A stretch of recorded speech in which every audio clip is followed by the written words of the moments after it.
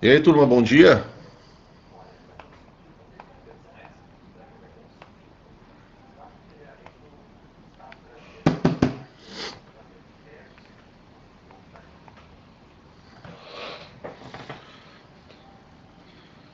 Tava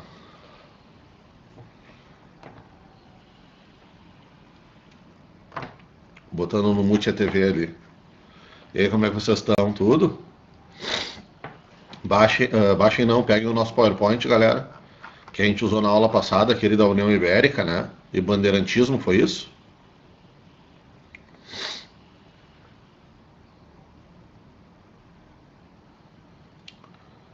Beleza, peguem ele aí, abram pra nós. E esse friozinho, coisa boa, né?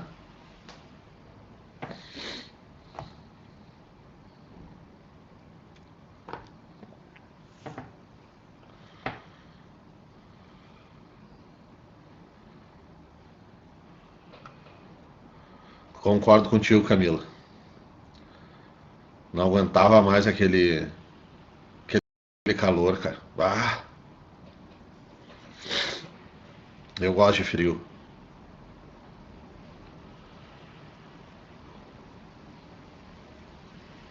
E a parte ruim do frio é a gente acordar cedo e sair de casa, né?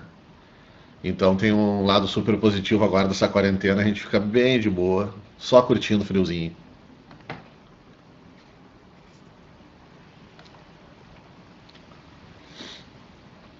Tá, pegaram aí, pô, vamos começar? Eu acho que a gente terminou a nossa aula falando do processo da descoberta do ouro, ali pelo slide 7, né? E o slide 8, foi isso? O processo do bandeirantismo e nós vimos por último as chamadas bandeiras de contrato, né? Ou não? Chegamos a debater elas, que foi o processo da destruição dos quilombos. Deixa eu silenciar meu telefone aqui.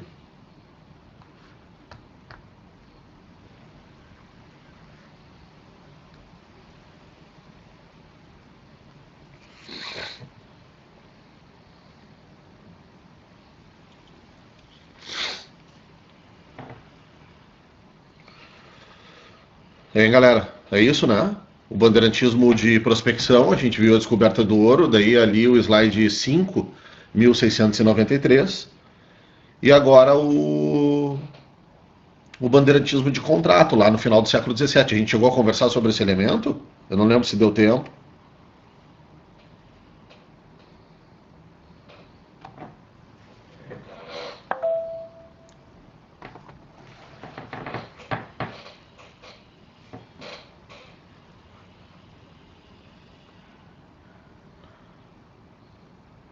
Estou esperando uma resposta no chat.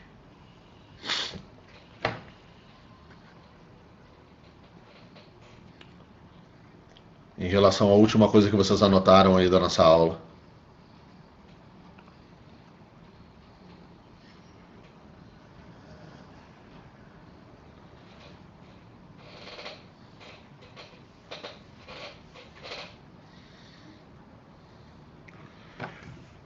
Deixa eu dar uma olhada aqui. 25, ser humano tá aqui. Ah, Nicole deu uma vida ali. Prof, eu lembro que tu deu uma introduzida no assunto dos quilombos. É isso aí. É isso aí, Nicole. Nós não. A gente não aprofunda essa relação. Foi bem o que eu imaginava, então. A nossa aula terminou com o fim do bandeirantismo, para a gente, a partir de agora, começar efetivamente o ciclo da mineração. Né? Não cai em prova a vida no quilombo, as relações lá no quilombo. Eu comentei com vocês que o que os estudiosos eles desenvolveram, os poucos estudos que são. Não, na verdade, há muitos estudos, né? Mas o pouco que a gente consegue de base material para entender o que houve dentro dos quilombos, galera, foi um processo de reprodução da vida que essas comunidades, esses diversos povos, e portanto eles eram diferentes, os africanos que foram trazidos para cá, eles reproduziram a vida que eles tinham na África, né? Aquela historiografia reacionária, galera, aqueles conservadores que querem rever a história, só que rever a história sem nenhum tipo de base material, de fato, e com análises teóricas muito frágeis, eles tentam dizer que havia um processo de escravização e tudo mais, como se os africanos africanos escravizados pelos portugueses aqui no Brasil fossem para o interior, para os quilombos, e lá reproduzissem a mesma vida que os portugueses faziam com eles. Isso é mentira, galera. Não existe nenhuma base para isso, tá? Quando a gente voltar, vamos ter os nossos encontros pessoais, eu faço esses olhares a longo prazo e debato algumas coisas com vocês, porque esse nosso olhar sobre a escravidão, ele vai longe. Nós vamos conversar sobre isso, galera, até 1888, até o Brasil Império, galera. Até quase os anos 1900, pelo amor de Deus, né? Que é a característica do nosso país. Então, o debate escravidão e essas coisas de quilombo, isso e aquilo, a gente não para aqui. Então, o que a gente conversa aqui com vocês em relação ao bandeirantismo, que é lembrado nos testes de Brasil colonial, é justamente essas bandeiras de contrato, os bandeirantes que vão destruir os quilombos, e aí o grande quilombo de Palmares, né, que a gente conversou. Um quilombo de 20 a 30 mil pessoas. Cara, é gigantesco. Exércitos, galera, da França, da Holanda, durante a dominação holandesa no Nordeste, exércitos, galera, portugueses, exércitos espanhóis, durante o período de União Ibérica, por exemplo. Eles tentaram destruir o quilombo de Palmares e eles não conseguiram, né? Por uma desarticulação interna que aconteceu, um processo de disputa de poder dentro do quilombo. Eles estavam fragilizados nesse final do século XVII. E aí os bandeirantes, sob o comando de Domingos Jorge Velho, né? Só vocês olharem o slide 7 ali. A gente tinha conversado sobre a figura do Domingos Jorge Velho.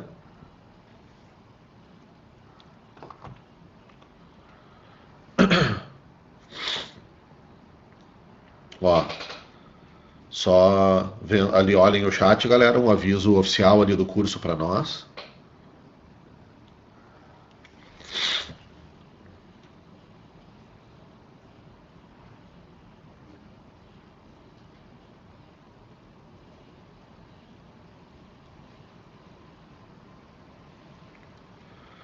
Ó, beleza. Então o recado ali, resumindo ele, é: amanhã aula 8h15 e haverá um processo de aumento das cargas horárias das disciplinas. Nós, inclusive, a partir da semana que vem, vamos ter 2 períodos nessa quarta-feira, provavelmente. E aí, enfim, vai vir um horário oficial para vocês depois.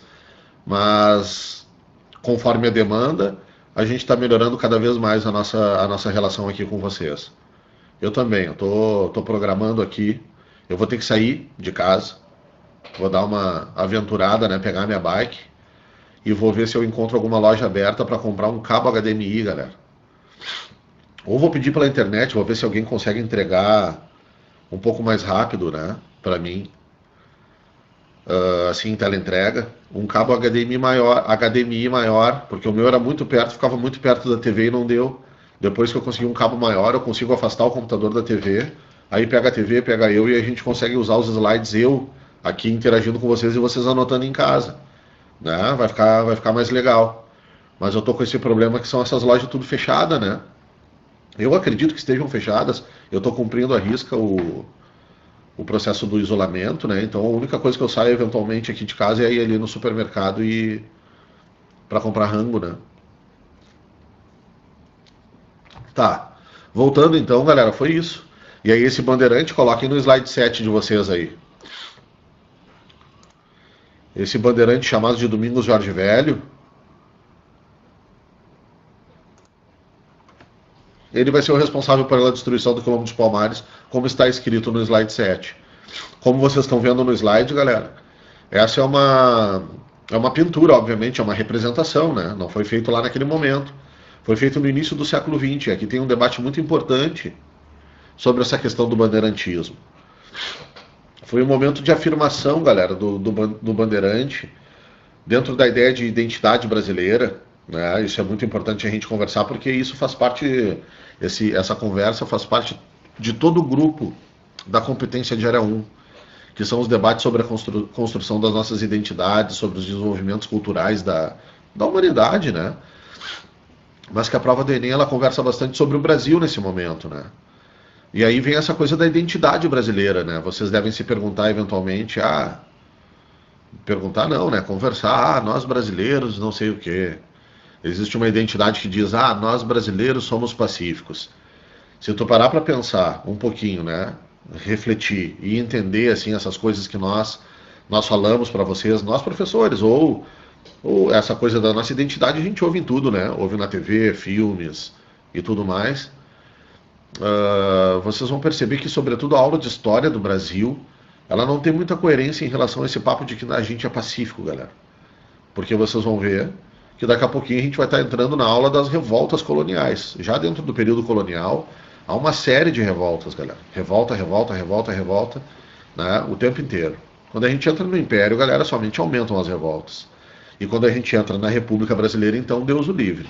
A partir de uma ideia de cidadania, que já existia dentro do Império, mas uma cidadania totalmente limitada. Mas a partir da proclamação da República, uma cidadania aí, vamos assim dizer, que deveria pelo menos ser plena, pô, a gente se revolta cada vez mais, na medida em que percebemos que somos nós os sujeitos da construção da nossa própria sociedade. Então essa coisa da identidade de que o brasileiro é pacífico, galera, nada mais é do que uma construção. A nossa identidade a gente vai construindo.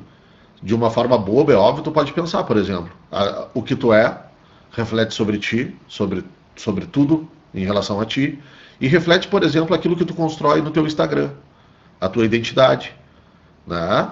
Será que o teu Instagram reflete exatamente a tua vida? Eu tenho certeza que não.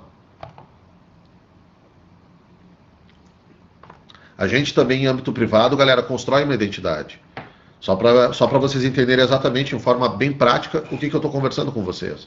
Então, nós, como nação, também construímos uma identidade. Só que essa identidade, galera, na verdade, ela não é construída por nós. Ela é construída pelo grupo dominante da nossa sociedade.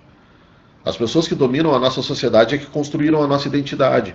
E essa identidade brasileira vem sendo construída, galera, desde que o Brasil virou o Brasil efetivamente que tu está pensando aí na tua cabeça, isto é, a nação Brasil. Então a gente começa a construir a identidade brasileira a partir de 1822, a partir da nossa independência. Tá? Vocês sabem a identidade do período do romantismo, relembrando com vocês de estudos anteriores que vocês já tiveram, até das aulas de história que vocês já tiveram na escola e tudo mais. A nossa identidade inicialmente era uma identidade absolutamente racista, porque ela era uma identidade onde o brasileiro era produto da miscigenação entre índios e brancos, e deu. A população negra é absolutamente excluída da identidade nacional, na medida em que o Império Brasileiro continuava escravizando, galera. Como é que lá no Império tu vai dizer que as populações africanas são parte componente da identidade nacional, se a eles é negada a condição humana? Vocês entendem? Então, era uma identidade absolutamente excludente, que com o processo de proclamação da República vai ser revista. A partir dessa revisão da identidade nacional, daí sim, hoje nós sabemos que a identidade nacional é africana, europeia e indígena. Majoritariamente esses três grandes grupos étnicos são formadores do que nós chamamos de brasileiro. E aí eu compus um outro elemento contigo, né? Esse papo de que nós somos pacíficos, de que a gente não se revolta, sendo que na verdade, galera, revolta, se a gente for nos subúrbios e tudo mais, constantemente a gente está vendo alguns processos de enfrentamento em relação ao Estado. Só que percebe que muitas dessas coisas não são mostradas para nós. Né? Em relação, por exemplo, à mídia. A mídia pega e não mostra muitas coisas que acontecem. Né? Não interessa mostrar, galera. Somente para a gente ir construindo essa ideia da identidade nacional. E aí está, por exemplo, essa figura e essa pintura que tu estás vendo no slide 7. Esse Domingos Jorge Velho, ele foi o bandeirante responsável pela destruição do Quilombo de Palmares, galera, e lá no século XVII, início do século XVIII, ele não era um herói nacional, até porque nem havia nação, galera. Nós estamos na colônia. Eu sempre falo para vocês, galera, no nosso período colonial, sabe como é que esse homem aí se sentia, esse Domingos Jorge Velho? Ele se sentia um português paulista, galera. Ué, como assim? Uma coisa meio bizarra. Espera aí. Eu tenho um tique nervoso dessas cordinhas aqui, ó. E elas estavam com tamanhos diferentes. Beleza, resolvi. Galera.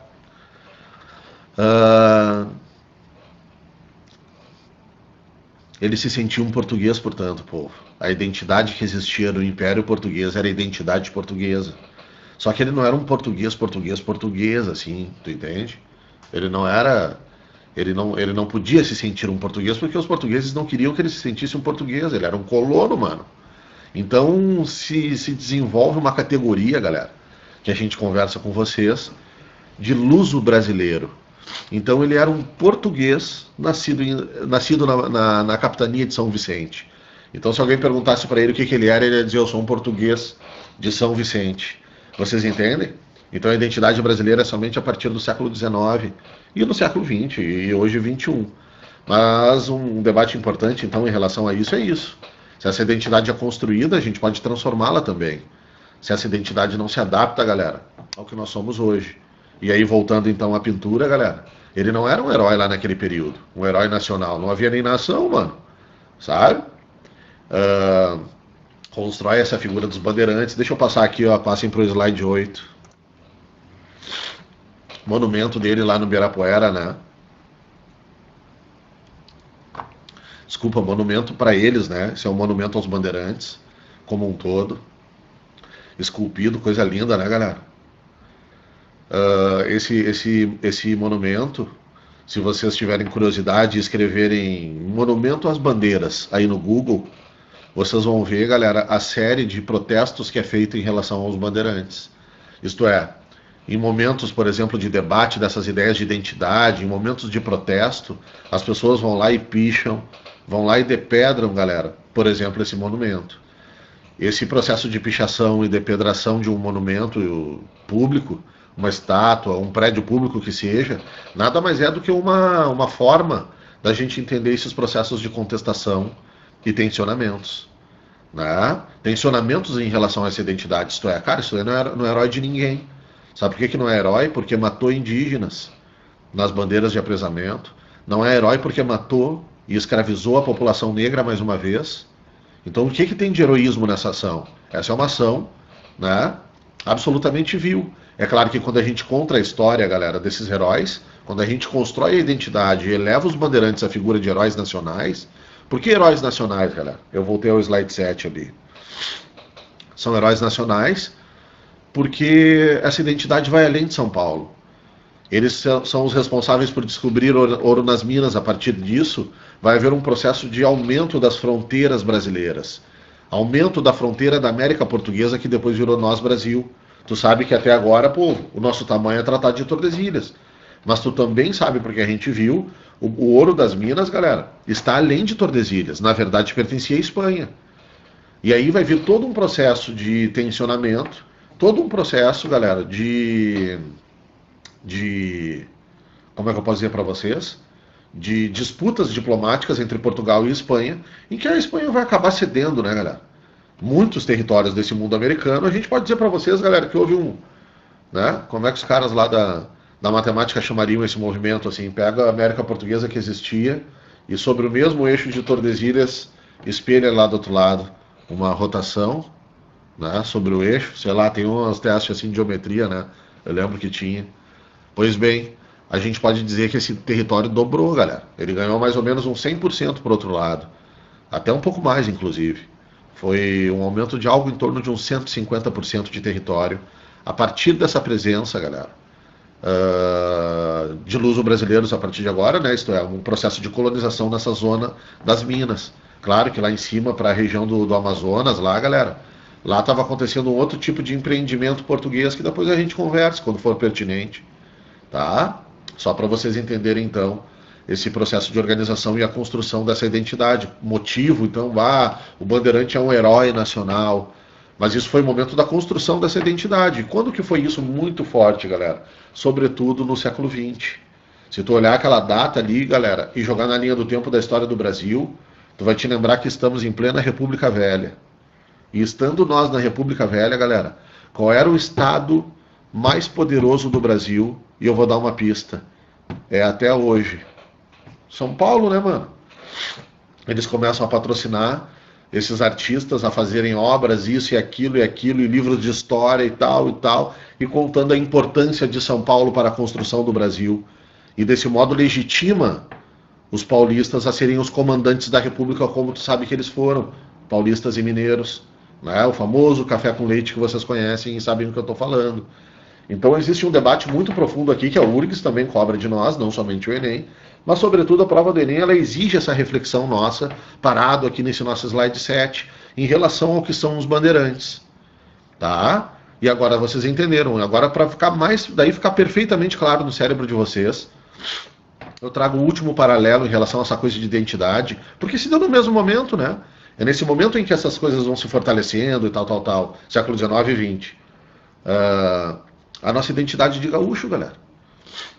Ser gaúcho é ter um cavalo, andar piochado e na semana farroupilha a galera ficar defumado ali no Parque Harmonia. É também ter um facão atravessado nas costas, para caso alguém, né, te pergunte as horas, tu pode pegar, tirar o teu facão e esfaquear a pessoa. Sim ou não? O gaúcho, galera, é o famoso centauro dos pampas. Se mistura a figura do cavalo e do homem e tal, tal, tal. Agora eu pergunto para vocês. Tenho certeza que quem está aqui na nossa sala de aula, deixa eu ver, 23 seres humanos conversando. Somos nós agora 23. Acredito que a maioria de vocês é aqui de Porto Alegre, ou da região urbana, né, da metropolitana, desculpa. Quem é que tem cavalo aqui, galera? Essa identidade gaúcha, ela conversa conosco? Eu, pessoal, sou de Porto Alegre. E meu pai e minha mãe são de Porto Alegre também. E os meus avós, galera, um é do interior e o outro é de Porto Alegre. Então tu percebe que tem 3 gerações aí que a gente estava conversando. Eu tenho 3 gerações porto-alegrenses, galera. Eu não tenho um cavalo, povo. E eu nunca andei de cavalo. Na verdade, eu andei uma vez, teve um tempo que o meu tio decidiu ser esse gaúcho de identidade, né? E daí comprou um cavalo. As pessoas têm cavalo em Porto Alegre, às vezes pode. Porque isso faz parte dessa identidade que é construída. Agora, quando ela foi construída, galera? Quando Porto Alegre praticamente não existia. Porto Alegre já era a nossa capital, galera, mas Porto Alegre não era a principal cidade do Rio Grande do Sul. Era a nossa zona, galera, do campo. Nossas produtoras de charque, lá estava a elite dominante que construiu a identidade do ser gaúcho. Né? E eles eram o quê? Bom, eles eram, mais ou menos, esse gaúcho fantasiado que hoje a gente conhece. Mas sim, eles sim eram pessoas do campo, então essa coisa de ter cavalo, isso e aquilo, estava relacionado à vida deles. Percebe que a identidade é construída por um grupo específico. Tá? Da mesma forma como os paulistas começam a construir uma história onde a centralidade do Brasil, galera, é o Sudeste, sim ou não? Já se deu conta disso? Um estrangeiro, galera, um estrangeiro ele enxerga o gaúcho como um brasileiro, galera. A identidade brasileira, você sabe, é tropical, é samba, é futebol e carnaval. Essa é a imagem do Brasil para o mundo. Essa foi uma identidade até mesmo construída, explorada, né? Com alguns objetivos. Enfim, debate extremamente importante que tu tinha que ter agora. Assim, quando a gente trabalha os bandeirantes, a gente pega e traz essa conversa da questão da identidade, percebe? Ó, só para tu enxergar como numa aula tradicional de linha do tempo e tal, há momentos em que a gente para e reflete, e aqui estamos trabalhando a competência de área 1 e a questão da construção das identidades, aquilo que constitui as identidades dos povos. Perfeito? Então foi, povo. Passem para o slide de número 9 e a gente começa finalmente o nosso ciclo da mineração. Peguem aí.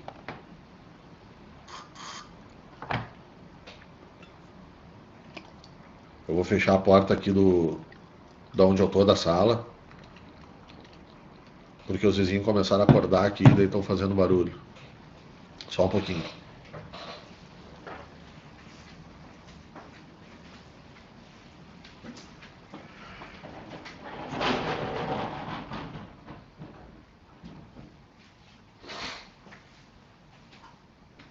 Desculpa, né?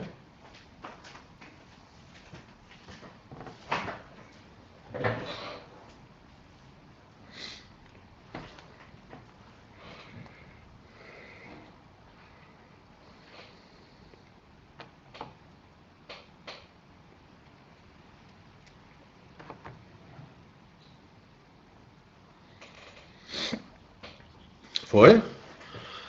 Galera, esses caras então descobriram ouro no final do século XVII. E é muito importante que tu pinte isso e que tu grave isso.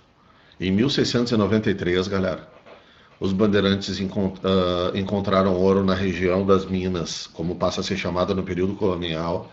Eu só quero que tu saiba, tá? Inclusive tu já pode anotar aí. A região das Minas, galera, é uma região mais ampla que, que Minas Gerais atual. Então, a descoberta do ouro nessa região das Minas, eu quero que tu coloque aí.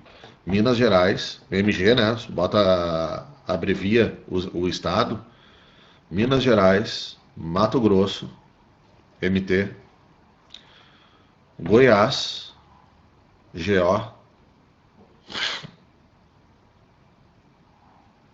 e Bahia, galera. BA, né? Bahia. Obviamente que uma zona interiorana da Bahia atual. E obviamente, galera, que o estado de Minas é o principal, será a principal concentração dessas descobertas. E por isso ganha esse nome até os dias de hoje, né? Acontece, portanto, esse processo de interiorização. A partir desse momento, coloca um tópicozinho abaixo disso, tu coloca aí, mudança do eixo econômico para o sul. Mudança do eixo econômico para o sul. E aqui, galera, eu trago um ponto muito importante para vocês. Galera, no período colonial, e inclusive as nossas listas terão teste que vão trazer isso daqui. Vamos ver quando tu for fazer esse teste mesmo, se tu vai lembrar disso que agora eu estou falando para ti. No período colonial, galera, eles chamavam sul a região da Bahia para baixo e norte, né, da Bahia para cima. Não havia sudeste, centro-oeste, blá, blá, blá. O sul não era Rio Grande do Sul, Santa Catarina e Paraná. Beleza? No período colonial, a galera era dividido assim, nas falas e tudo mais. A colônia em duas zonas, a zona norte e a zona sul. Perfeito? E, portanto, o eixo econômico agora, que não é mais o açúcar, claro que lá no Nordeste continua produzindo açúcar. Agora, a galera, ele se desloca para o sul.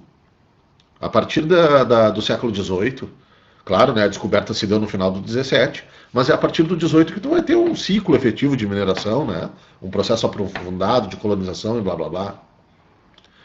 Ele se desenvolve, galera, nessa região, portanto, interiorana, e que a gente chama de região sul, transformando toda a questão econômica colonial para essa zona sul. Então, de uma forma chique, né, a mudança do eixo econômico para a região sul, sudeste, se chamar, não tem problema. Tá? É só se chamar sul, tu não te estranhar. Porque às vezes aparece sul, tu vai lá e risca, pensando, não, sul nem existia, mano, é sudeste. Tá? Não cai nessa, não bobeia. Pois bem, galera. Cara, foi a loucura, né? Foi uma loucura. Deixa eu tomar meu mate aqui. Povo, esses homens piram, velho. Porque o sonho dos portugueses, galera, desde 1500, era encontrar ouro no Brasil. Por quê?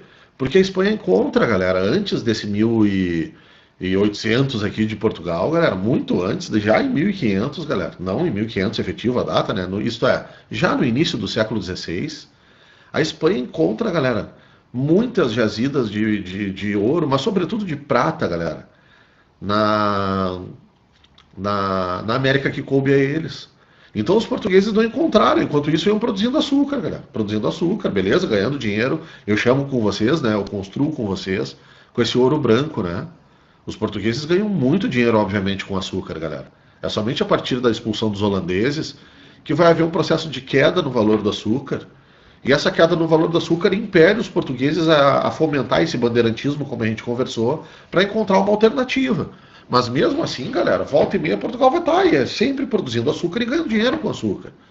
Né? Só pra gente construir junto, assim. Então, povo, cara, os caras finalmente descobriram o ouro. Então ali, ó, vem a primeira característica do Brasil da mineração. Deixa eu ver aqui o nosso slide.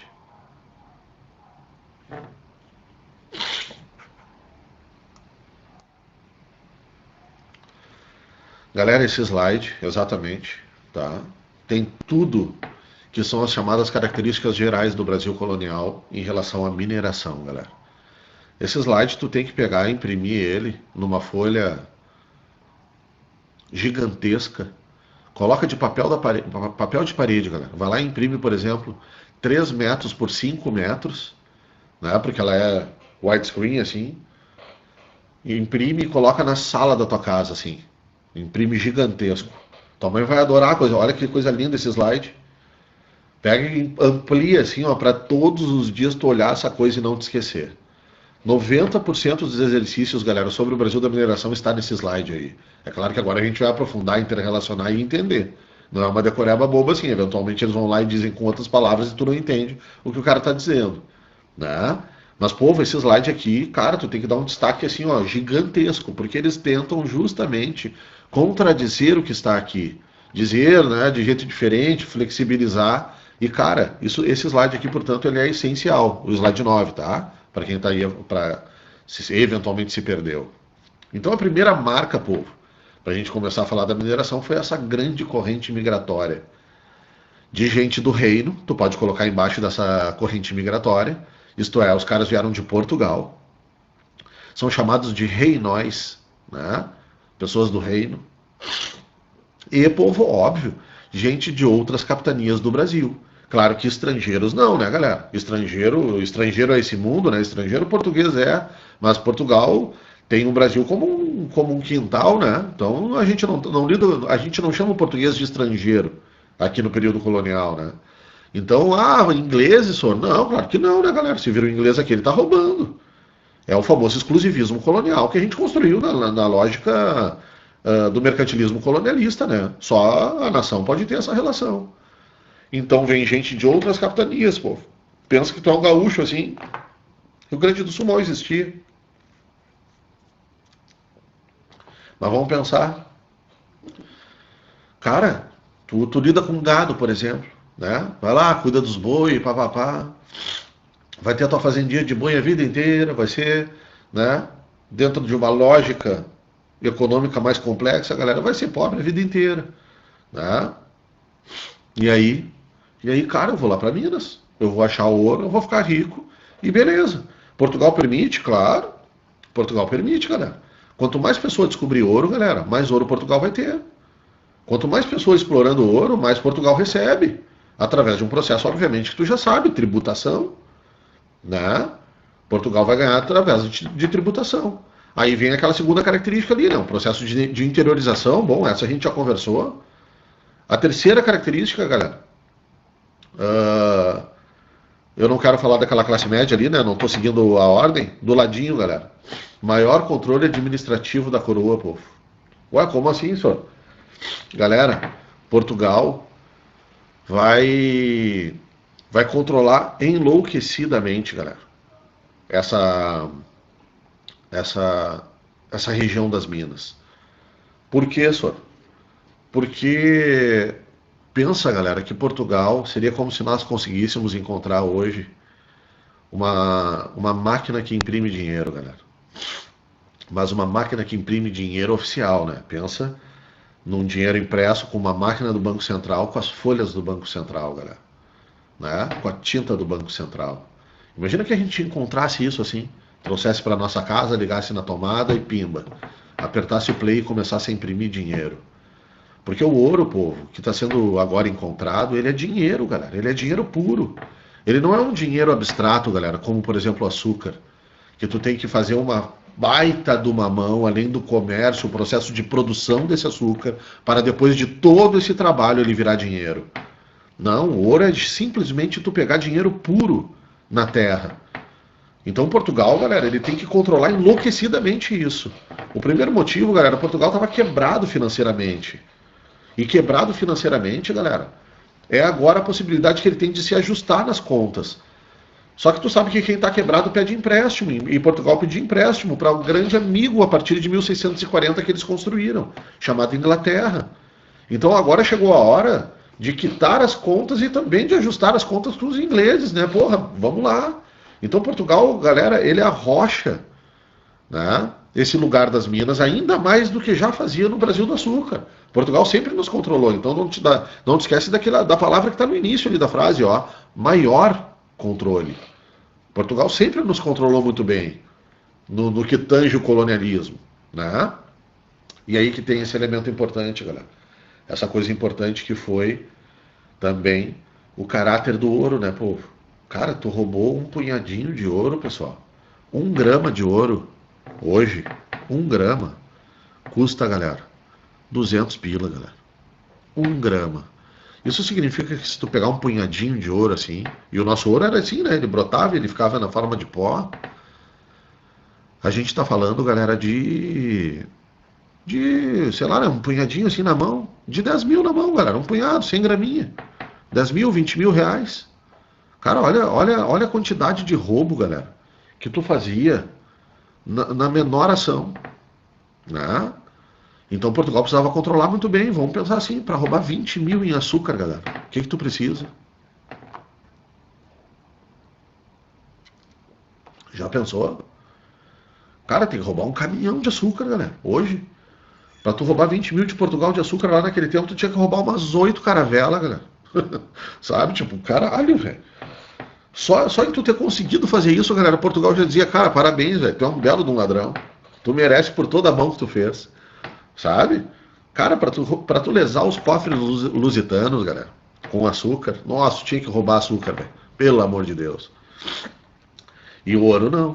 Na menor ação que tu fizesse, tu estava tirando muita grana. Então o maior controle tem a ver também com a natureza do que se explora aqui, que é esse processo de exploração aurífero. Povo, acho que terminou o nosso tempo, né?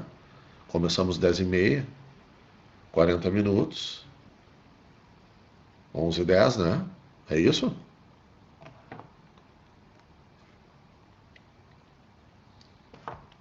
Digam sim ou não para mim. Isso, sim. Camila, participante ativa. Então a gente vai ver essas outras características, galera, na nossa próxima aula agora na quarta-feira, tá? Aí vamos, inclusive, ampliar dessa nosso horário. A gente finaliza esse ciclo do ouro e depois vai falar da questão das invasões na nossa terra, das outras questões econômicas da nossa colônia. Estamos quase próximo do final da nossa história colonial. Daqui a pouco, na própria semana que vem, ali a gente já finaliza bem bonitinho a nossa colônia entrando no período imperial brasileiro. Coisa boa. Beleza? Como é que estão os testes aí, galera? Façam os exercícios, façam a lista. Vocês não têm me trazido testes. Quem sabe a partir da quarta que vem, então, iniciozinho da nossa aula, vocês venham com todas as dúvidas que vocês tiverem e a gente vai fazendo junto aqui. Pode ser?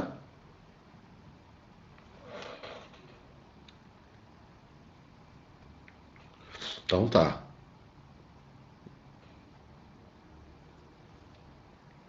Beijão pra vocês. Até mais, galera.